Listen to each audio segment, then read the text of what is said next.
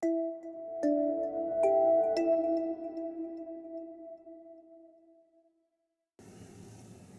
everyone, welcome back. My name is Elizabeth Miller, a functional medicine health coach, and this is Dr. Eden Morland, owner and practitioner here at Valeo Health and Wellness Center in Eden Prairie.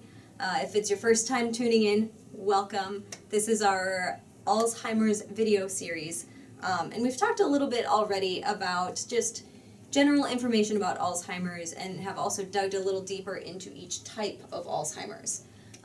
But this is what I think is the really exciting part, is talking about interventions. Yeah, some of the solution to this problem. What kind of things can I be doing to help myself to avoid this problem? Absolutely. So we do have a couple of other videos talking about other interventions in terms of diet, lifestyle, stress, sleep. But today we are focusing on exercise. Yeah, absolutely. Right?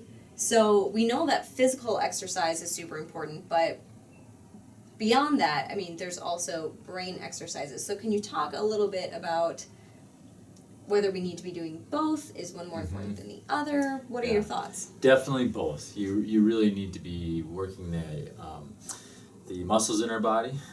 Some people would call the brain a muscle. It's that use it or lose it. And so if we're not using our brain, we're not exercising our brain. Then our brain's not going to be strong and fit, and that's the same with our body. And the cool thing with doing those type of exercises that we're going to talk about today is you actually get both. And so if you're training your body, you're also working your brain. If you're working your brain, you're also going to be helping out with how your body works as well. Okay, very interesting. So would you say that exercise is more important for one type of Alzheimer's more than the others, or is it pretty equal for all of them? Yeah, well, definitely, no matter who you are, you should be moving your body. Okay, and I think that's the first thing we maybe want to start with, is really defining what we mean by exercise, because in a recent book that was written by the title of The Blue Zones, where it was looking at people that were living to be 100 years old and thriving at 100 years old. So obviously they were thriving in their brain health as well.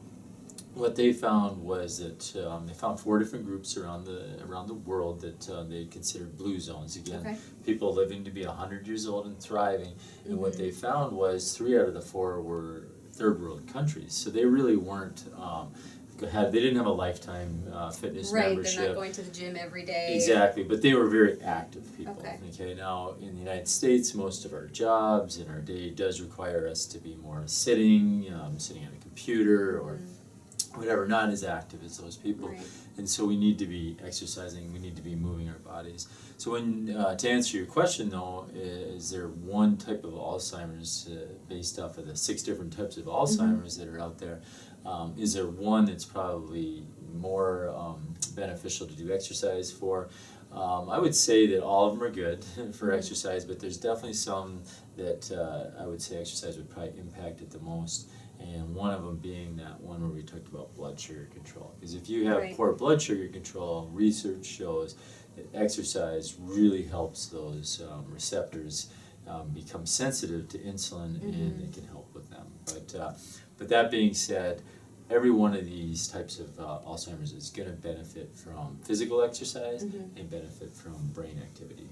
Yeah, and so to your point about the blood sugar in Alzheimer's, like I have read too that a study has shown even going out for a walk after meals can help with that, correct? Yeah, we tend to think of going to the gym, work out super hard for an hour, and that is definitely something that helps with sensitivity to insulin, but even walking can, absolutely. So so if it sounds like really there's more than one way you can exercise to help with this brain health, but would you say there's certain kind of exercise that is better or that you would be focusing on more to prevent Alzheimer's than others? Yeah, and again, it kind of goes back to what type of Alzheimer's do you have. If the person's dealing with an inflammatory type of Alzheimer's, they may deal better with something then that would help with reducing inflammation. So that could be anywhere from doing like stretching techniques such as yoga to doing things that are more that long cardio type of workout. They can help reduce inflammation. If I'm looking at sensitizing my insulin receptors, definitely that high intensity interval training, that or HIIT is what they call it. That can really help with sensitizing the insulin receptors. When we look at things that fire the brain more, it's going to be activities where we're doing things that are more complicated. So it might be having to play a sport or doing something new that I've never learned before. Those kind of things are going to require that. Or exercises that require more balance type of stuff. That will fire the brain, fire the parts of the brain that help with coordinating balance and movement. And those exercises would be really beneficial then when it comes to things that I want to do to not just work my body, but also work my brain at the same time. Okay, and now, I mean, since you mentioned working the brain, let's talk a little bit about brain exercises or brain training and how that's important to preventing or minimizing risk of Alzheimer's or improving it too. Yeah, and the key with good brain type of exercises is understanding that the brain is made up of many different parts. Okay, if I went to the gym and I just did my biceps every time, I would have a really strong bicep, but I'd have imbalance, and I wouldn't have those other parts of my body getting trained. And that's the same with the brain. So when we look at brain exercises, I think a lot of us from the 70s, 80s, 90s remember either a parent or a grandparent doing daily crossword puzzles. That was a pretty popular thing to do.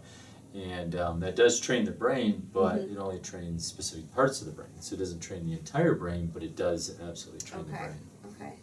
So are there certain like apps or websites that you think do a really good job of incorporating more than one area of the brain? Yeah, there's definitely a few that really hit those multiple areas of the brain, from the frontal lobe to the occipital lobe to the parietal lobes, even to the temporal lobes, which are all different parts of the brain. And so some of the big ones that I've used, and I know the research backs up, is the Brain HQ, Lumosity. Lumosity is big. You see them advertised on TV a lot. Those are two of the really big ones that we see. And one of the things that happened not too long ago was there was an article that was published that said that brain training does not work. It showed through studies. And the study, what they did was they took people that, just a group of people that as they aged, had them go through these brain training, and a group of people, they didn't do that. And at the end of the study, they compared the two with cognitive testing and showed that there was no difference whatsoever. And so I think that there's definitely some issues with the way they did the study, and they really didn't look at, well, what other kind of things should we be doing on top of that. And so really that's the only variable. And in a study, that's what they usually do, is try to have one variable. But they found that when you did incorporate other things like physical exercise and brain exercise, they enhanced each other, and so it really did help to do those brain exercises. If a person had inflammation and you weren't addressing the inflammation, those brain exercises weren't going to do much for that person because they had inflammation already.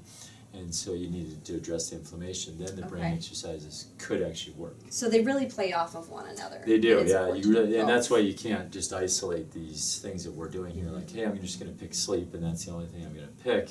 As far as trying to make an intervention to help your brain, you really need to look at the whole picture. You need to do all the things that we're talking about. And is there any amount of time you would say needs to be dedicated to these sorts of things each day? I know that, for physical exercise or movement, we just want to get in as much as possible, like just movement in a day, trying not to be too sedentary. But what about the brain training? Yeah, you make a great point when it comes to exercise. You can go to the gym, work out really hard for an hour, and then just go sit on the couch for the rest of the time you're awake. Well, that's not really that productive, is it?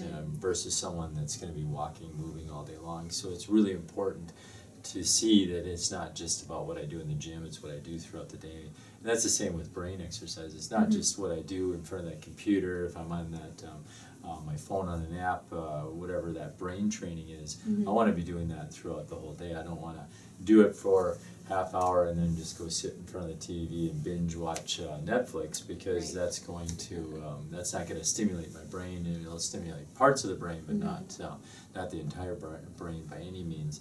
And when you look at time-wise, I would say 20 to 30 minutes of brain exercises is really important. But same with physical exercise, it's probably more important that you do it routinely, that you're doing it on a daily basis. So if you went and did brain training and you did 2 hours in a day and then you didn't do it the rest of the week, then again, it's going to be more effective to do that 20 to 30 minutes each day versus just a little bit or a lot in one day and then taking a bunch of days off.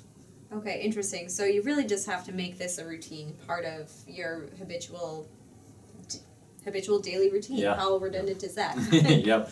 And so we have these apps that are out there. We love technology. But we got to think about people have been doing this stuff for thousands of years, keeping their brain young. Yeah. And so it's not just getting on an app because it's two-dimensional, it's not interacting with our world, and so there's things that we can do that will also stimulate our brain, such as starting a new hobby.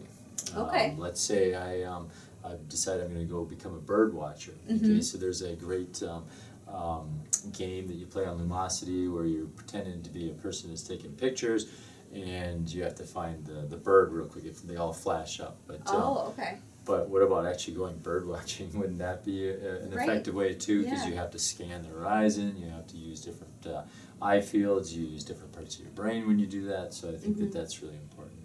Another one would be learning a new language. They say it's really difficult to learn a language as we get older, which I have to say then that's a good thing because that's really going to work your brain. Right. And so learning a new language or picking up a musical instrument. Maybe you never learned to play the guitar, you didn't have the time, now you're older, you have this time. Learn to play the guitar or the piano. That's going to be super helpful as well. And so it's not all about what can I do with technology, because like I said, people have been doing this for thousands of years. We look at the blue zones. 3 out of those 4 groups of people were third world countries. I promise you they're not sitting in front of a computer playing Lumosity. They're out there doing things, and yet their brains are very healthy. Yeah, that's really interesting. I love that you point out all of those different ways that we don't have to be tied to a screen, because again, like these, if you're doing those the apps, like you're probably being sedentary while doing it. And so I love that these examples that you give not only do the brain training, but they get you a little bit more up and active for a lot of them too. Yeah, absolutely. And for some people that might be where they have to start because maybe their brain is so unhealthy that they can't even drive to a place to do any of the things we just talked about, or they can't comprehend like how do I play this instrument. And so as their brain gets healthier, then they can move into those more advanced things. Okay. The last question that I have for you is when we talk about daily movement then too, and not necessarily always being able to get to the gym and just wanting to maximize movement throughout the day, what are some of your favorite examples of ways to do that? Yeah, I think as a chiropractor, as a doctor of chiropractic, one of the big ones is just walking. Walking is so good for your spine, but it's really good for the brain. It does this cross crawl type of movement, and so the brain gets fired, fires into a part of the brain called the cerebellum, which fires into our cerebrum, which fires into our midbrain, which fires out into lots of firing. Yes, and so when we move our bodies, we got to think of that movement as like the battery charger, the thing that stimulates our brain. Okay. And so walking is really important, and I think it's also important because a lot of times you're not just walking by yourself. Maybe you have a spouse, a loved one, friends. You can go walking with them. And what happens then is now you've got the social aspect, which we know is super healthy as well. So we can go walking that way. Again, when you look at people that are dealing with memory issues, and I saw this with my wife's grandpa who walked everywhere. He walked to the grocery store, the bank, maybe 2-3 times a day sometimes, that he would go for walks, but then when he started losing his memory, he couldn't do those walks anymore because they were nervous that he would go for a walk and then not be able to find his way back. Exactly, and so that really does limit it. So maybe again you start on a treadmill because you're not going anywhere, obviously. And so, excellent point. Yeah, so the walking is good. Those kind of motions I really like.